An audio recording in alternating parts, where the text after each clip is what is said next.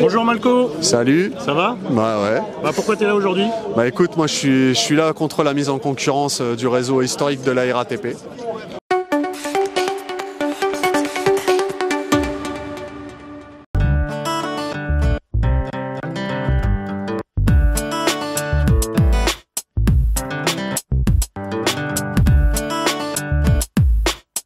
Pour la seconde fois, la CGT RATP a organisé ce rassemblement à l'occasion du conseil d'administration d'IDFM, qui doit aujourd'hui officialiser l'attribution de 3 lots de centre-bus, mais surtout le transfert de milliers de travailleurs et travailleuses sous statut public vers un statut privé. Merci d'avoir répondu présent. Cette mobilisation a encore progressé d'un cran et nous avons raison. Big up au dépôt de Flandre, de Vitry, à Flandre. À Flandre, c'est même pas 20% des lignes qui sont sorties ce matin, autant vous dire que ça flagelle du côté de la direction. Cette ouverture à la concurrence de bus de la RATP est depuis le début une entreprise de privatisation de transport public en Ile-de-France.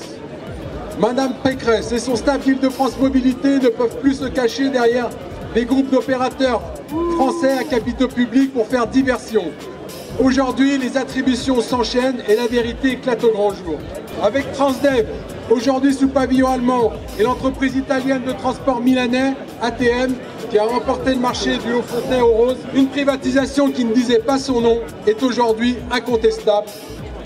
Dire le contraire relève d'une malhonnêteté intellectuelle. D'ailleurs, ATM est une société anonyme entièrement détenue par la municipalité de Milan.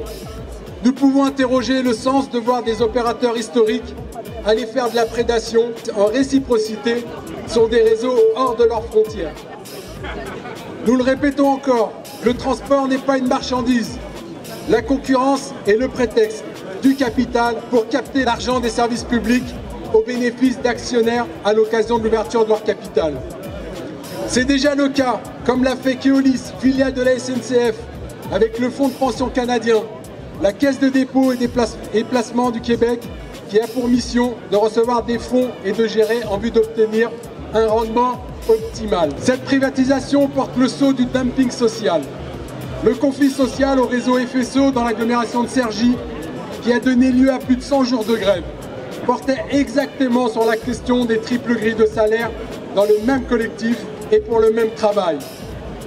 Avec une sous-traitance effrénée, notamment dans la maintenance, c'est un modèle économique où les travailleurs sont la variable d'ajustement, dont le chiffre d'affaires pour pouvoir dégager des profits.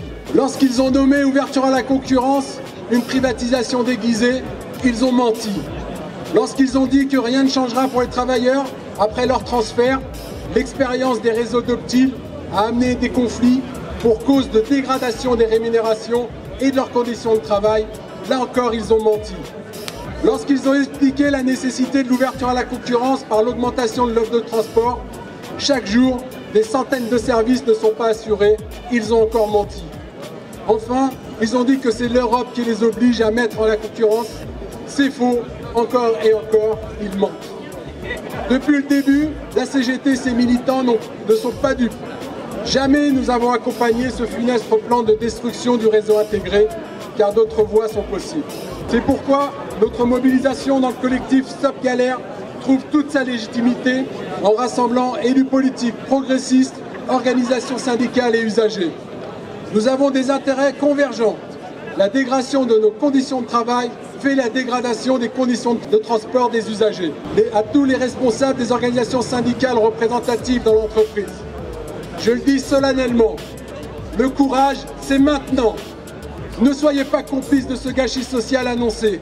Rejoignez en urgence le mouvement pour exiger un moratoire sur cette privatisation dont les franciliens vont payer cher ce hold-up sur l'argent public qu'opère la présidente de la région en serviteur zélé du capital. Merci de votre attention. Ça va et toi? Ça va. C'est là pourquoi aujourd'hui?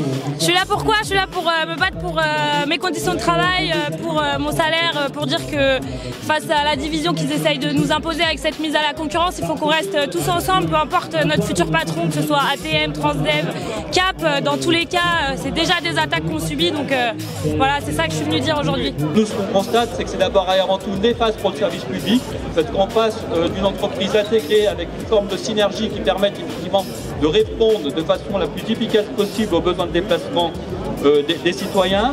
C'est néfaste aussi pour les services, pour les finances publiques, puisqu'aujourd'hui on constate bien que les systèmes d'appel d'offres n'est pas moins cher qu'une gestion directe, au contraire elle est beaucoup plus chère et on constate que plus on multiplie le nombre d'opérateurs, plus ça coûte cher à la collectivité et on a aujourd'hui en plus des collectivités qui sont arrivées au bout de souffle sur le système de financement des réseaux de services publics de transport et que c'est donc un contresens de ce point de vue-là. Bon, avant tout, je remercie toutes les personnes présentes ici, les grévistes de l'ensemble des dépôts parce qu'il y en a eu partout.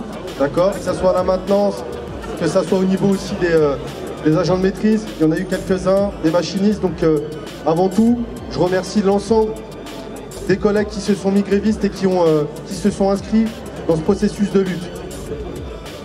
Et pendant ce temps, IDFM ment, refuse toute transparence, cache les bilans désastreux de l'ouverture du réseau Optile et continue de dilapider des millions d'euros d'argent public pour colmater les brèches d'un système État en train de s'effondrer.